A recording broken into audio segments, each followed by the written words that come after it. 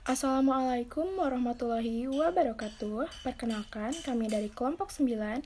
Di sini kami akan membahas materi tentang ketahanan nasional yang diantaranya kita beranggotakan Lutfi Ropina, saya sendiri, dan Nafis Rizkullah dan Reni Tirtana. Ketahanan nasional. Pengertian ketahanan nasional. Ancaman tidak hanya datang dari luar negeri, tetapi juga dari dalam negeri. Meskipun demikian, dengan konsepsi-konsepsi yang dirumuskan oleh para pendiri bangsa, pemerintah, dan tokoh-tokoh kenegaraan, Negara Kesatuan Republik Indonesia masih tetap tegak berdiri dan berdaulat. Kenyataan ini membuktikan bahwa bangsa Indonesia memiliki kompetensi dan kekuatan untuk mengembangkan potensi kekuatan nasional dalam menghadapi dan menyelesaikan segala bentuk tantangan, ancaman, hambatan, dan gangguan yang akan datang. Beberapa ahli mendefinisikan konsepsi ketahanan nasional. 1. Suradinata.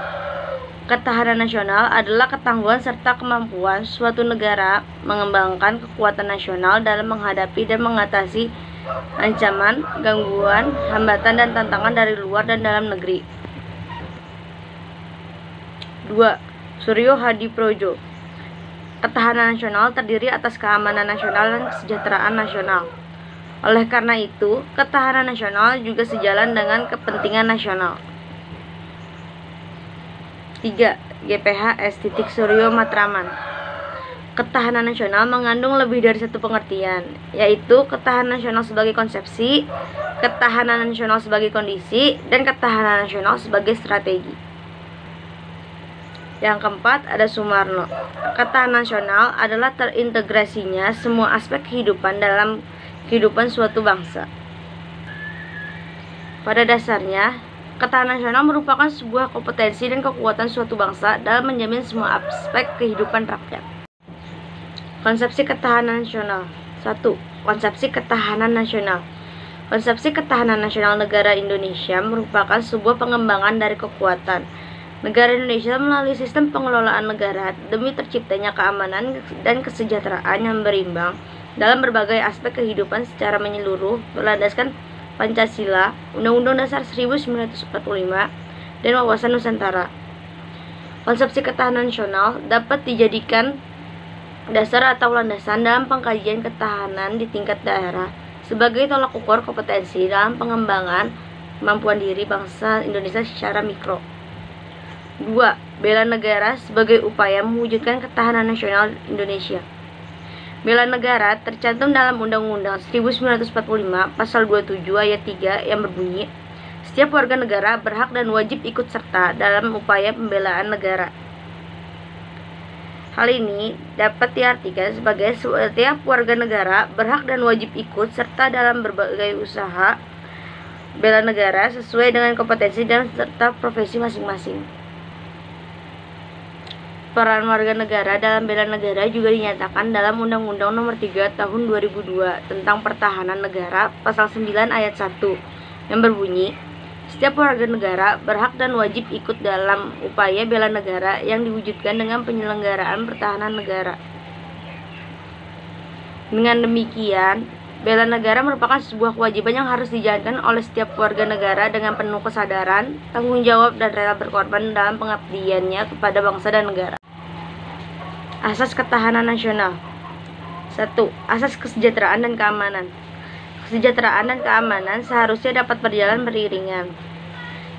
Keduanya merupakan kebutuhan manusia yang paling mendasar. Oleh karena itu, kesejahteraan dan keamanan menjadi tujuan utama dalam sistem tata kelola kehidupan nasional. Baik, saya akan menjelaskan poin D, yaitu sifat-sifat ketahanan nasional. Seperti yang kita tahu, ketahanan nasional juga memiliki sifat-sifat tersendiri sebagai guna konsep suatu negara untuk mengembangkan kompetensi, karakter, dan kepribadian bangsa. Adapun sifat-sifat ketahanan nasional sebagai berikut. Yang pertama ada mandiri. Ketahanan nasional harus memiliki sifat mandiri agar tidak mengalami ketergantungan pada orang lain dan juga tidak gampang putus asa, supaya untuk menjadikan modal untuk menjalin hubungan dengan pihak luar dengan mengesampingkan kepentingan pribadi. Yang kedua ada dinamis. Ya, ketahanan nasional memerlukan sifat dinamis karena Seiring dengan perkembangan zaman, sifat yang sangat fleksibel sangat dibutuhkan untuk ketahanan nasional karena perkembangan zaman ini semakin pesat berkembangnya. Yang ketiga ada kewibawaan. Konsepsi ketahanan nasional di Indonesia yang seimbang menghasilkan karakter yang bagus untuk negara kita. Maka dari itu, semakin meningkatnya ketahanan nasional di negara, semakin meningkat juga kewibawaan ketahanan nasional. Yang keempat yaitu sifat konsultasi dan kerjasama. Ketahanan nasional di Indonesia tidak mengedepankan sikap angkuh, monopoli, dan otoriter. Justru kita lebih mengutamakan sifat konsultatif dan juga kerjasama, dan juga saling menghargai dengan bangsa lain berlandaskan kepribadian bangsa. Baik, saya akan menjelaskan poin E, yaitu tujuan dan fungsi ketahanan nasional. Tujuan ketahanan nasional seperti yang kita tahu terdapat pada pembukaan Undang-Undang Dasar Negara Republik Indonesia pada tahun 1945 alinea keempat yang berbunyi melindungi segenap bangsa dan seluruh tumpah darah Indonesia untuk memajukan kesejahteraan umum, mencerdaskan kehidupan bangsa, dan ikut melaksanakan ketertiban dunia yang berlandaskan kepada kemerdekaan, perdamaian abadi, dan keadilan sosial. Dan selanjutnya, fungsi dari ketahanan nasional dapat pada Sukaya tahun 2000 pada ayat 74-75. Yang pertama, fungsinya yaitu doktrin dasar nasional. Di sini ketahanan nasional sangat berperan dalam pemberian pola pikir, pola tindak, dan pola sikap untuk menyatukan langkah bangsa baik interregional, intersektoral maupun multidisiplin. Yang kedua, fungsi dari ketahanan nasional yaitu pola dasar pembangunan. Di sini ketahanan nasional sangat berperan dalam pembangunan nasional yang ada pada Indonesia sebagai pedoman dan petunjuk agar programnya berjalan secara terpadu. Berikutnya yang terakhir, fungsi dari ketahanan nasional sebagai metode pembinaan kehidupan nasional. Oke, selanjutnya ada konsep Astagatera pada ketahanan nasional. Astagatera sendiri yaitu merupakan metode untuk melakukan penanaman dan pengembangan dalam ketahanan nasional. Ada dua unsur, yaitu ada unsur alamiah atau kita sebut Trigatera, dan juga ada unsur sosial atau kita sebut sebagai Pancagatra. Pada unsur alamiah terdapat tiga aspek geografi, aspek demografi, dan aspek sumber daya alam. Aspek geografi yaitu karena Indonesia merupakan negara kepulauan dan ancaman yang didapat itu berbeda dengan negara lain. Ini membuktikan bahwa aspek geografi sangat penting dalam ketahanan nasional. Yang kedua ada aspek demografi, yaitu masyarakat sebagai penentu tingkat keberhasilan penanaman dan penerapan konsep ketahanan nasional. Maka dari itu pengembangan sumber daya manusia sangat penting untuk ketahanan nasional. Yang berikutnya ada aspek sumber daya alam. Aspek sumber daya alam itu kan merupakan hasil dari anugerah dari Tuhan Yang Maha Esa. Aspek ini terdapat dari kekayaan alam atau terdiri atas flora dan fauna. Sifat kekayaannya dapat diperbarui dan tidak dapat diperbarui, dan keberadaan kekayaannya ada di atmosfer, di muka bumi, dan di dalam muka bumi. Yang berikutnya ada Pancagatra. Pancagatra atau unsur sosial ada ideologi, politik, ekonomi, dan sosial budaya, dan juga pertahanan dan keamanan. Untuk ekonomi, saya ambil dua contohnya, yaitu ekonomi dan sosial budaya. Untuk kedua itu, untuk ekonomi, contoh ketahanan nasionalnya yaitu bagaimana masyarakat saling bangun-membangun untuk memperbaiki perekonomian Indonesia guna untuk memperbagus ketahanan nasional. Dan kalau sosial budaya, bagaimana cara pandang masyarakat dalam menyikapi perbedaan budaya, terus dengan cara tetap mensejahterakan kebudayaan yang ada di Indonesia. Baik, poin selanjutnya ada ATHG atau ancaman, tantangan, hambatan, dan gangguan. Di sini saya akan menjelaskan poin pertama, yaitu ancaman. Ancaman merupakan setiap usaha dan kegiatan, baik dari dalam negeri maupun luar negeri, yang dinilai membahayakan kedaulatan negara, keutuhan wilayah negara, dan keselamatan negara. Yang kedua adalah tantangan, yaitu suatu hal atau upaya yang bertujuan menggugah kemampuan. Sedangkan hambatan merupakan kegiatan yang dilakukan baik dari luar maupun dari dalam yang bertujuan untuk menghalangi perkembangan positif sebuah negara. Nah, selanjutnya poin terakhir adalah gangguan. Gangguan merupakan suatu usaha yang berasal dari dalam dan dari luar yang bertujuan untuk mengganggu stabilitas sebuah negara. Nah, selanjutnya selain itu di dalam materi ketahanan nasional juga terdapat analisis sebuah ancamannya, tantangan, hambatan, dan gangguan di Indonesia. Di antaranya yang ke-1, ancaman militer. Ancaman militer merupakan sebuah ancaman menggunakan kekuatan bersenjata yang dinilai membahayakan keutuhan dan kedaulatan negara. Nah, selanjutnya ada ancaman non-militer, di mana ancaman non-militer itu pada hakikatnya adalah ancaman menggunakan faktor-faktor non-militer yang dinilai mempunyai kemampuan yang membahayakan kedaulatan negara, keutuhan wilayah negara, dan keselamatan segenap bangsa. Itu menurut Indrawan pada tahun 2015. Nah, selanjutnya ada tantangan di mana poin-poinnya terdapat intervensi, korupsi, kolusi, dan nepotisme, dan kriminalitas. Poin pertama ada intervensi. Intervensi merupakan keikutsertaan pihak luar dalam berbagai kebijakan dalam sebuah negara. Sedangkan KKN atau korupsi, kolusi, dan nepotisme merupakan sikap yang tidak terpuji dan bertanggung jawab karena sangat merugikan masyarakat di sebuah negara. Sedangkan kriminalitas merupakan tindakan yang tidak taat hukum dan membawa dampak negatif terhadap keamanan dan kenyamanan masyarakat. Selanjutnya ada beberapa poin penting di dalam hambatan juga terdapat adanya konflik, eksklusivitas diri atau kelompok, akulturasi budaya, dan terorisme. Poin pertama ada konflik. Dengan adanya konflik pasti akan melemahkan ketahanan nasional sebuah negara dikarenakan berkurangnya jiwa kebersamaan di dalam masyarakat.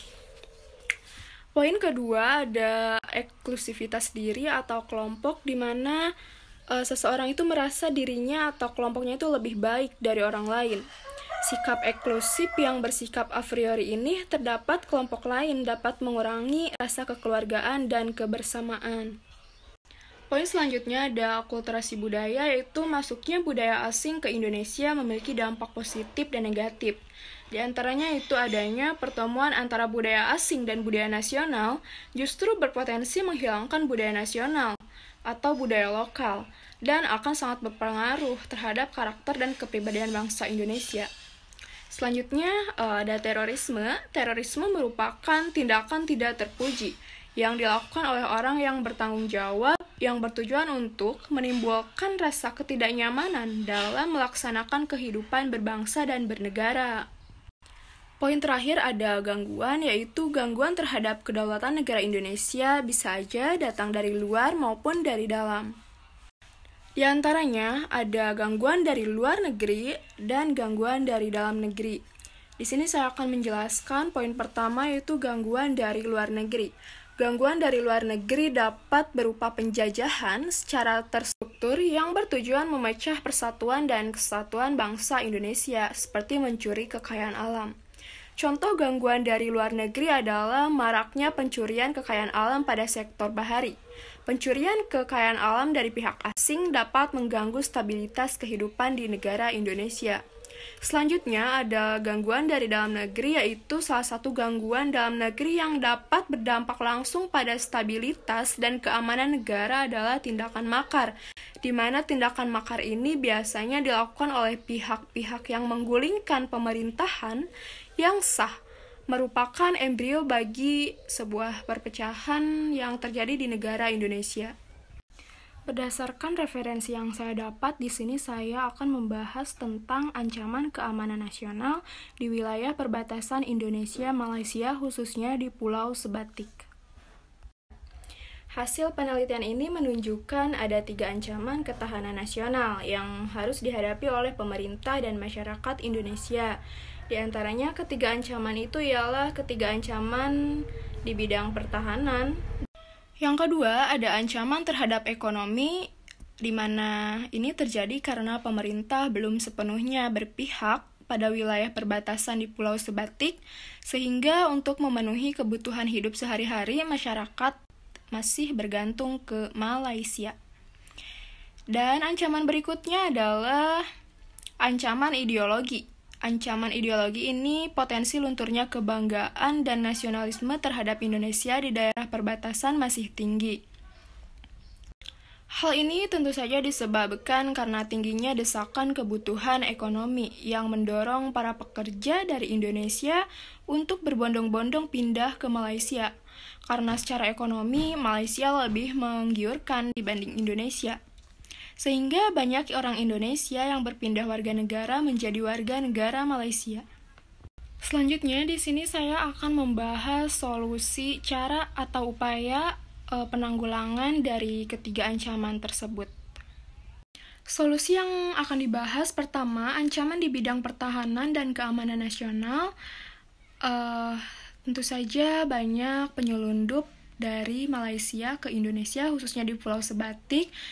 Maka dari itu, solusi pertama yaitu adalah pemerintah mengadakan atau membuat kebijakan tentang memutus mata rantai penyelundupan narkoba, yaitu di mana sebagaimana dibahas ditetapkannya kebijakan pemerintah pasal ketentuan pidana tentang tindak pidana penyelundupan narkotika telah diatur di dalam Undang-Undang Nomor 3 dalam pasal 111 ayat 1. Yang kedua, solusi ancaman di bidang ekonomi di mana penyebabnya kebijakan ekonomi belum sepenuhnya berpihak pada wilayah perbatasan di Pulau Sebatik, di mana untuk memenuhi kebutuhan hidup sehari-hari saja masyarakat